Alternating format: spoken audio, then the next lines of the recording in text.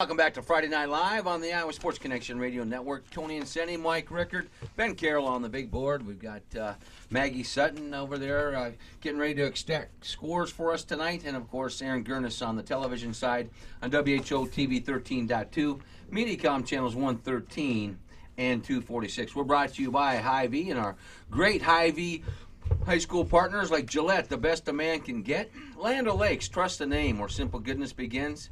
And now available at your Des Moines area Hy-Vees. Wheaties, the breakfast of champions. Nestle's Candy with Butterfinger. Nestle's Crunch and Kit Kat bars. All available at your local Hy-Vee. By the way, 13now.com or iowasportsconnection.com each and every Friday night for updates of basketball scores coming in to our studios here. 13now.com each and every Friday night. I'm just... A little nervous energy because we brought. I think you did a good job of bringing us into the second. Because we brought a professional into the studio tonight, so you figure you got to clap. Didn't even notice I was clapping. That's how bad it is. All right, we're also brought to you by the Governor's Safety. I'll do this one right this time. I won't bash Ben. The Governor's Safety Council reminds us that texting kills, and especially in weather like this, folks. Log on to iowagtsb.org. This message is for teenagers, but it certainly pertains to all of us. And one of them, I need to look in the mirror, that text and drive. The Iowa Governor's Safety Council reminding you that it's thumbs down on texting, iowagtsb.org. Give you a couple of score updates as far as girls basketball tonight. Winners around the area so far. Dowling Catholic defeated Indianola. Pella knocks off Norwalk tonight, 49-38. Roland Story a victory over Prairie City Monroe, 43-30. And Belle Plaine tonight in Class 1A defeated Tri-County of Thornburg. So those are just some scores to relay at 13now.com. For you 4A and 3A fans, not just because I'm from this town or it's my alma mater and I love them dearly, but a great contest taking place up in the Pit in Sioux City, which you've been there before. A gymnasium built in 1949.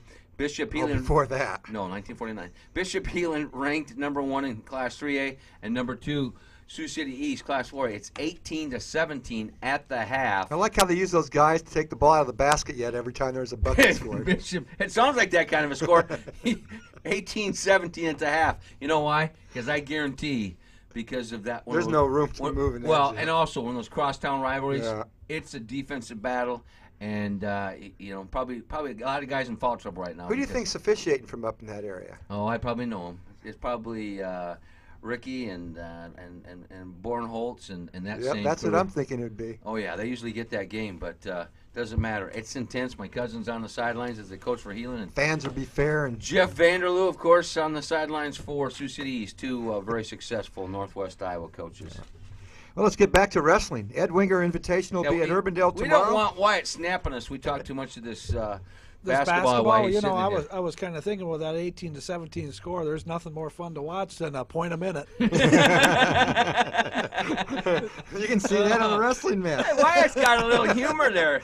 Hey, before we dive into that, we were just talking about Cedar Rapids. How often have we talked about Cedar Rapids Jefferson and the incredible cuisine that they have at their concession stands? Starts at softball, but they also have it at football and at basketball. Not the wide variety, but how did this get going up there? I mean, this is unbelievable, the food. I'm not even sure how it got started, except Mark Fiala runs it, and he just adds a different menu every year. I mean, he's got smoked salmon, steak sandwiches. Smoked salmon, high school menu. Yeah, strawberry shortcake, you name it, he's got it. And teams that go there to play, they already plan what they're eating more than they plan to play softball or baseball over there. Well, here's the thing. Exactly. I got to ask Wyatt, though. He shared with us a couple weeks ago, I'm still stunned, that he's got a lovely bride who's very patient.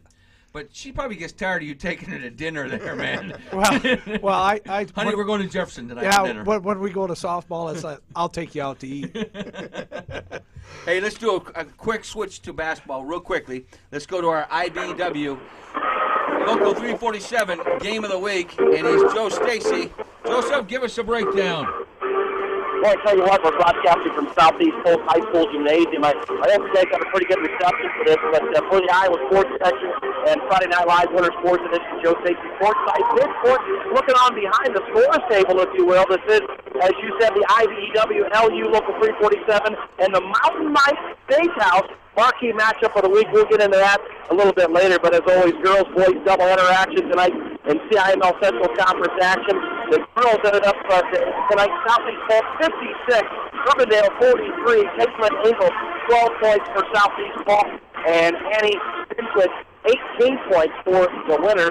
On tap tonight, the marquee matchup of the week, another great assignment, headed up by our own Tony Anthony, boys class 4A, CIML Central Conference Clash, as the visiting Urbandale Jayhawks, coached by Brad Bjorkren, take on the Southeast Polk Rams, led by head coach D.J. Winworth. Urbandale enters this contest about to start here down below. 10-3 football with a 4-2 mark in Central Conference play, CIML Central Conference play. While the Southeast Polk Rams enter tonight's conference tilt with a 6-5 overall mark, 2-3 in conference play. And well, I tell you what, Ankeny, Johnson, Urbandale in that order, along with Dowling, Southeast Polk, and Indianola in that conference. The CIML Central Conference scoring leaders, Matt Tybee on the floor tonight for Urbandale, 17 points in contest. Jake Duker for Southeast Polk, he averages 15 also for Southeast Polk. Blake Fuser, 16 points in contest to Travis Perry. Tony and Tony brought to my attention this week, and of course in the Des Moines Register and all over the Iowa Sports Connect website. Travis Perry reached the 1,000-point plateau for the Urbandale Jayhawks. 3-point leader, Blake Fuser for Southeast Polk tonight, 27 makes on the season, and Jake Bjorkren for Urbandale, 22. So it should be a really nice ball game. We'll continue with the IBEW and Mountain Light Steakhouse marquee matchup of the week. Courtside reports from Southeast Polk High School Gymnasium, a beautiful facility. We'll have the update and more on both of our sponsors after the action starts. Back to you guys. All right, let's get right back to it. It's Wrestling Hour here on Friday Night Live, the Winter Sports Edition, each and every Friday night from 8 to 9. We talk the world of wrestling, and always during the 8 o'clock hour, we always have a segment with Wyatt Schultz, but tonight we're lucky because he's here in town for tomorrow's Invitational, the Ed Winger Invitational over at Urbandale High School. First match gets started at 10 o'clock in the morning, but Wyatt, I'm sure there'll be a lot of people there a lot earlier getting the weigh-ins and all that stuff done, but should be a great match. As you said, when you look at this, some teams from the rated teams from Class 3A and 2A, Iowa City West top-ranked in Class 3A, third-rated Bettendorf, fourth-rated Southeast Polk, the host school, sixth-rated Urbandale, Des Moines Roosevelt ranked 8th, and North Scott of Eldridge ranked number 10. Indianola is going to be tough. They're outside of them rankings. And 2A schools are Denver Tripola ranked number 1 and Ballard ranked number 3. So some outstanding teams, and then that does, with that, you know you have some great individuals. Yeah, exactly. That's 8 of the 8 top 10 teams in the state that are coming here, and like you say, when you have that many ranked teams like Iowa City West, who has 11 themselves, it's gonna make a tough. Even your quarterfinal rounds, there's going to be great matches already in the quarters. You know what's great about the sport of wrestling, you can't find these kids on the football field because they're too small. There's a lot of sports you can't play, but one you can, and that's wrestling, and you start it all off at 103 pounds. Let's take a look at some of these kids that are going to be in there tomorrow at 103 pounds, including Tom Drake, Philip Locks out of Iowa City West. Right. He's one of those kids, came from a smaller school, and he finished third last year at Pekin. Moved over to Iowa City, and he's a tough kid.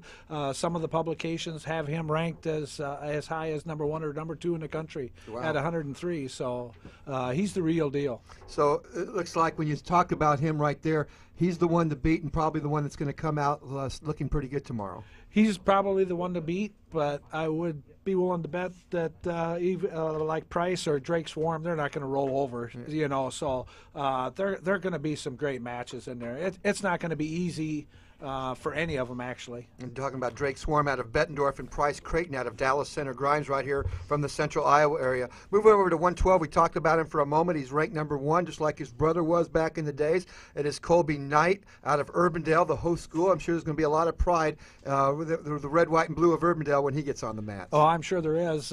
They follow him pretty well, those kids.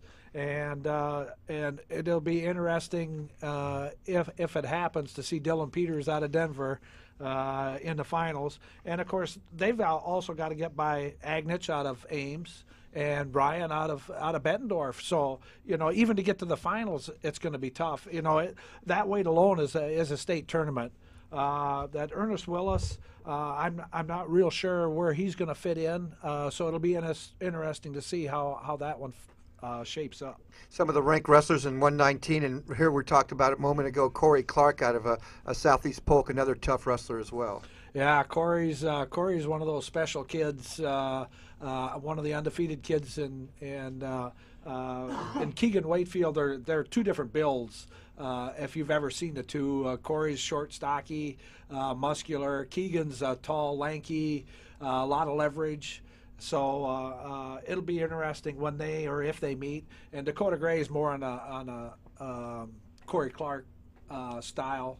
So it'll be a good weight too. Well, we've talked about 103, 112, and 119, but Mike, we've got to take a break, pay our great sponsors who help us to bring Friday Night Live, and we'll continue our conversation here with Wyatt Schultz after the timeout. We'll be back here on Friday Night Live on the Iowa Sports Connection Radio Network.